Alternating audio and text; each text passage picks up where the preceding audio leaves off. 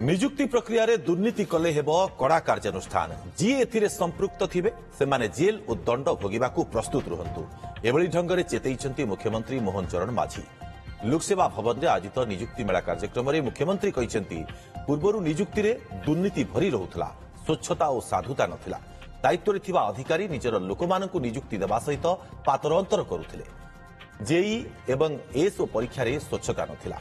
मेधावी छात्र छात्री भरोसा तुटी जाइथिला सरकार और भगवान वर्तमान निरपेक्ष भाव निजुक्ति चली। निजुक्ति प्रक्रिया स्वच्छता पर सरकार सार्वजनीन परीक्षा बिल आनी आईन रे परिणत होईछि।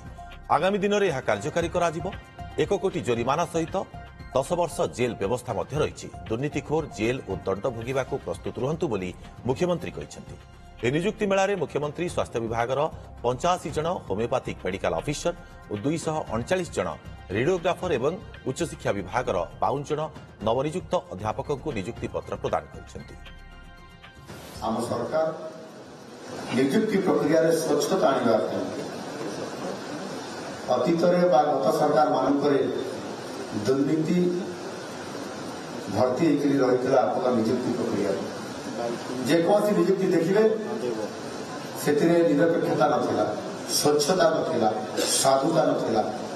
जो माने ये प्रक्रिया रे निजुक्ति प्रक्रिया रे शामिल थे जो माने भी हम सामाने किभली भाव निजर लोक मानकू एवं से किभली भाव पातरंतर करा जाउथला विगत दिन मानकरे खबर कागज रे एवं आपनकर गणमाध्यम रे आपण माने जानि पाइछन। ये कथा मध्य निश्चित भाव गत किछि दिन पूर्व विधानसभा उपस्थापना करी से आपंकर जेई एंट्रांस हो कि एएसओ एंट्रांस हो कि अन्य जेकोसी इंटरव्यू होता से स्वच्छता नथिबा एवं ताहा आमर जो मैंने गरीब मेधावी छात्र छात्री मान भरोसा तुटी जाउतला सरकार उपरे, भरोसा तुटी जाउतला भगवान उपरे।